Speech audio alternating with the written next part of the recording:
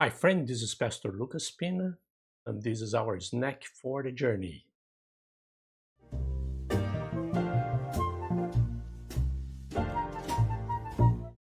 And we are in a journey through the names of Christ. Beautiful, wonderful names. And through those names, we learn about Jesus, who he is, what he did, what he's doing, what he's going to do. And the best way for us is to walk with Jesus, but know him. Know him. Those names, they help us to know who he is, So it's a very important series. And I'd like to invite you to take this journey with us. Don't forget to subscribe to our channel, to share this video with your friends and family, and help us to bless other people. So take a look for today. Very important. King of Kings.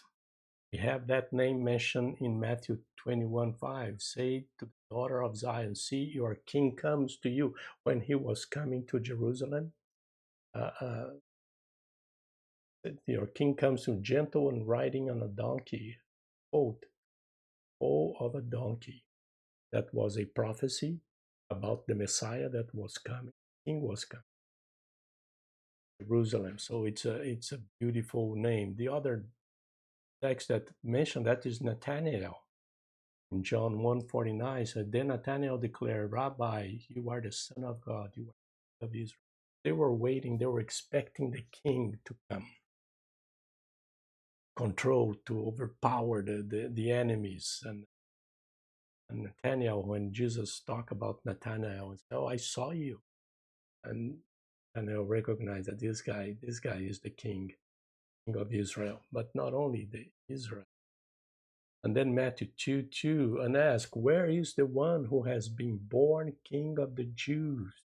We saw his star in the east and have come to worship. That is the Magi telling Herod, hey, where is the king? We saw his star. A king has a star.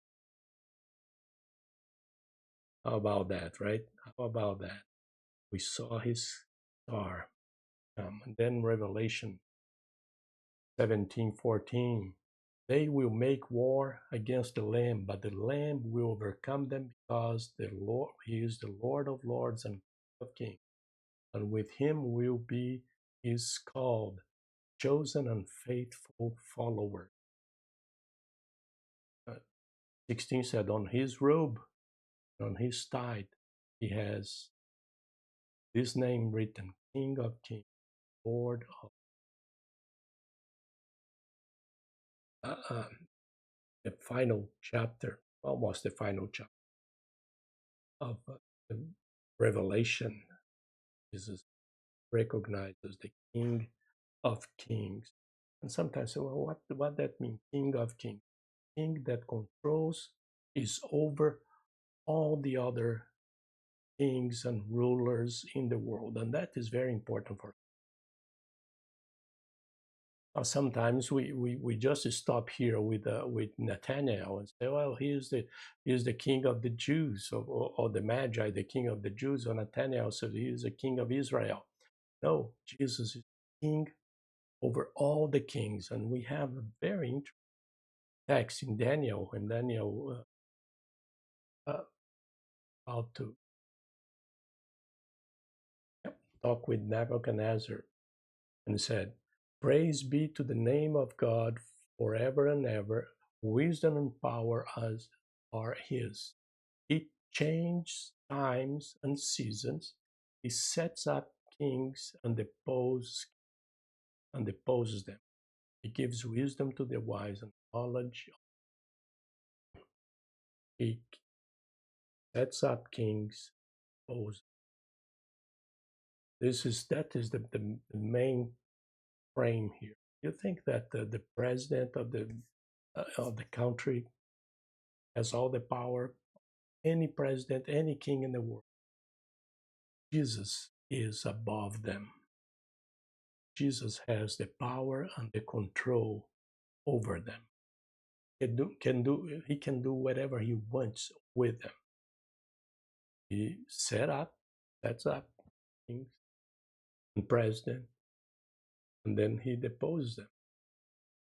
And that is the power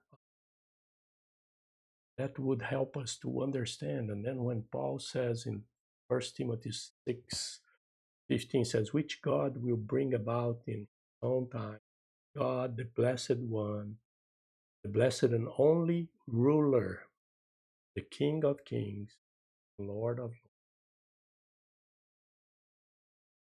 only ruler. That is our God. It's very important for us to understand that. Got involved with politics. We think, yeah, those guys are in the power. They have all the power. They can do whatever they want. No, they power above.